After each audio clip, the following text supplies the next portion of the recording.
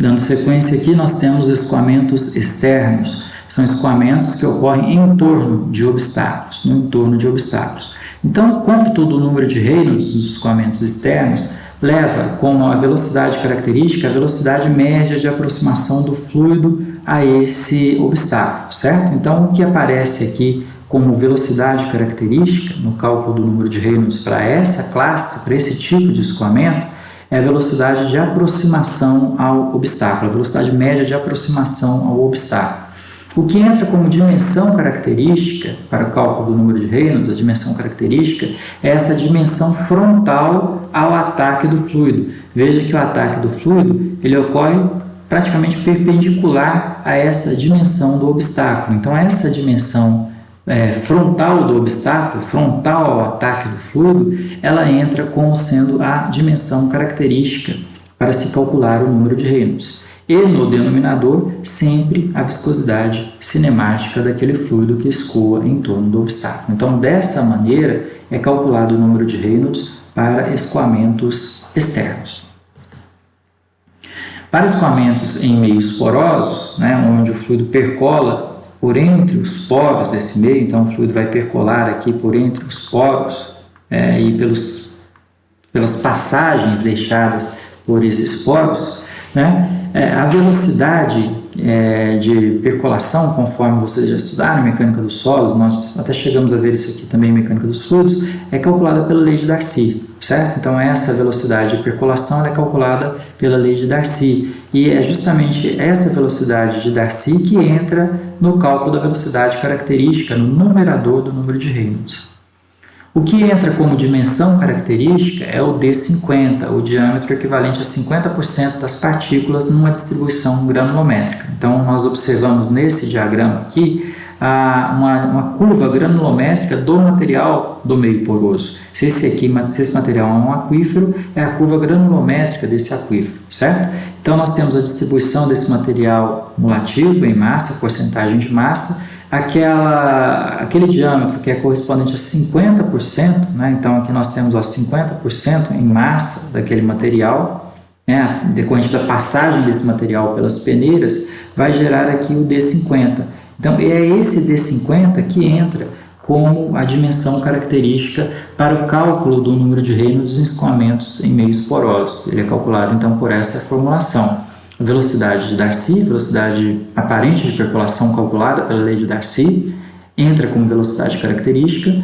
O D50 do material entra como dimensão característica e a viscosidade cinemática do fluido entra sempre no denominador da equação de cálculo do número de Reynolds. Para escoamentos em condutos livres, que são os escoamentos em canais, e aqui a gente classifica como condutos livres aqueles condutos que têm a atuação da pressão atmosférica sobre uma superfície livre, são escoamentos que têm superfície livre, ou seja, uma fronteira entre o ar atmosférico e a água, por exemplo, e o líquido.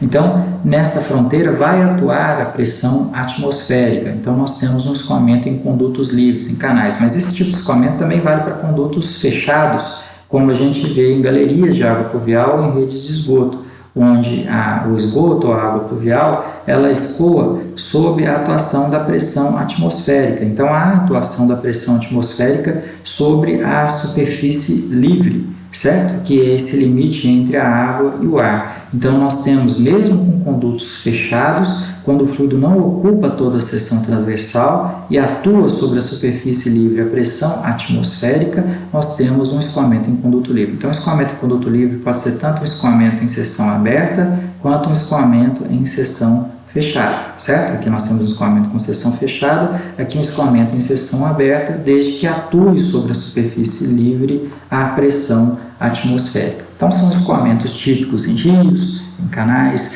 escoamentos em estuários, escoamentos em reservatórios, escoamentos em galerias de água pluvial, escoamentos de calhas que conduzem a água pluvial dos telhados, escoamentos em redes coletoras de esgoto. Todos esses exemplos são exemplos de escoamentos em condutos livres, que também nós chamamos de escoamentos em canais, certo?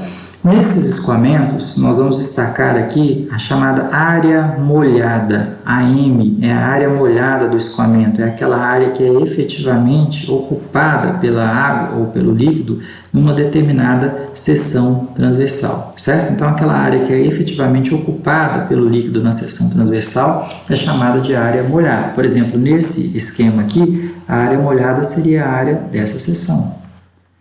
Nesse outro esquema, a área molhada seria a área efetivamente ocupada pelo líquido, a área dessa seção, por exemplo, certo? Então, isso é a área molhada.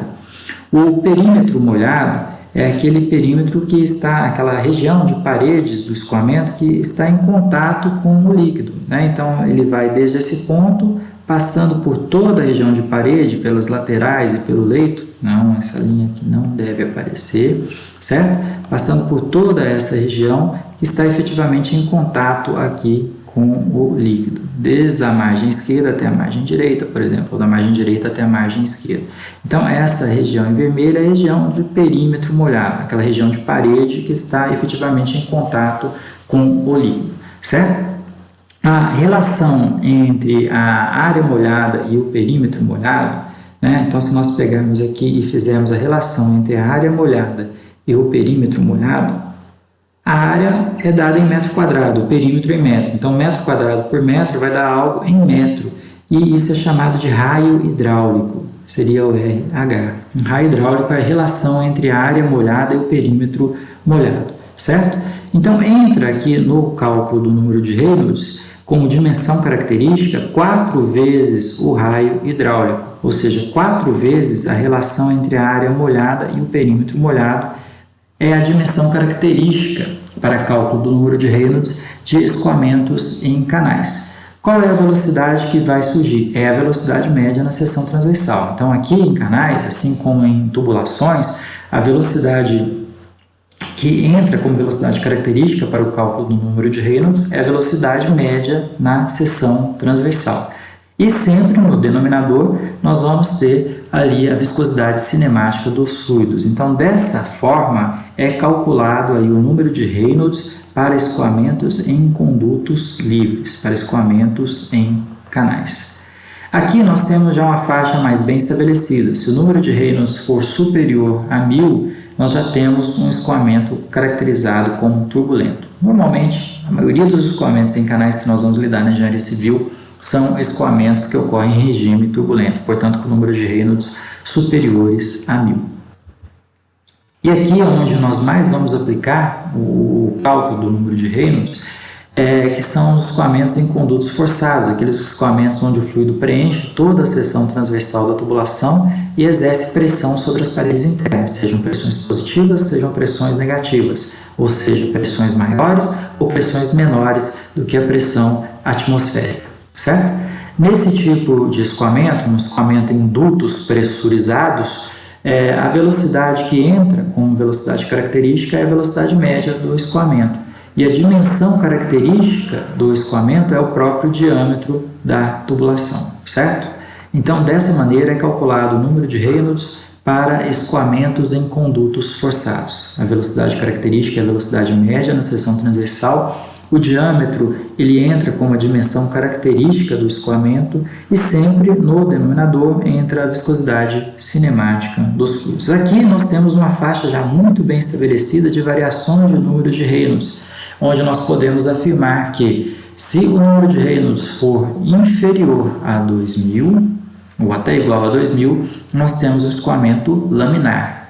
Se esse número de Reynolds for superior ou igual a superior a 4000, o escoamento ocorre em regime turbulento, o escoamento é turbulento. E se o número de Reynolds estiver entre 2000 e 4000, o escoamento é um escoamento de transição. Ele é um escoamento que está começando a se estabilizar para se tornar turbulento. Aquele escoamento laminar que quer se tornar turbulento, certo? Então, é um escoamento de transição. Então, essa faixa de número de Reynolds, que é válida só aqui para condutos forçados, certo, pessoal? Esses limites são válidos só para condutos forçados. Vamos dizer se o escoamento é laminar, se o escoamento é turbulento ou se o escoamento é de transição. Normalmente, para os nossos problemas de engenharia civil, os escoamentos em dutos pressurizados geram números de Reynolds que estão na faixa de 10 mil a 1 milhão. Normalmente, a maioria dos escoamentos pressurizados que nós trabalhamos, que são escoamentos em adutoras, escoamentos em redes de água, em sistemas de bombeamento, escoamentos de água fria, de água quente em sistemas prediais. Por exemplo, todos esses tipos de escoamento são escoamentos pressurizados, em dutos pressurizados, gerando, na maior parte das aplicações, da engenharia civil, números de Reynolds entre 10 mil e 1 milhão. Portanto, a maioria dos escoamentos práticos da engenharia civil são maiores, apresentam números de Reynolds maiores que 4 mil, ocorrem, portanto, em regime turbulento. Tá? Aqui eu vou abrir um parêntese e vou chamar a atenção para uma coisa. Nós vamos usar tanto o número de Reynolds para escoamentos em condutos forçados, e vamos usar tão pouco o número de Reynolds para escoamentos em canais, por exemplo, que vai chegar em um determinado momento que as pessoas podem achar que sempre, em qualquer tipo de escoamento, indiscriminadamente, se é canal, se é conduto forçado, se é escoamento externo, o número de Reynolds maior que 4 mil vai caracterizar regime turbulento. O número de Reynolds maior que 4 mil em canal é turbulento, certo? E que números de Reynolds inferiores a 2 mil vai gerar regimes laminares. Mas números de Reynolds de 1.500, por exemplo, num canal, num conduto livre, não é escoamento laminar, é escoamento turbulento. Então, o que eu quero chamar a atenção é o seguinte: essas faixas de número de Reynolds que são mostradas nesse slide valem apenas para escoamentos em condutos forçados. Em condutos forçados, Reynolds inferiores a 2.000 geram regime de escoamento laminar, o que pode não acontecer em escoamentos externos, em escoamentos em canais, por exemplo. Tá? Então, essa faixa de número de Reynolds mostradas aqui vale apenas para escoamentos em condutos forçados.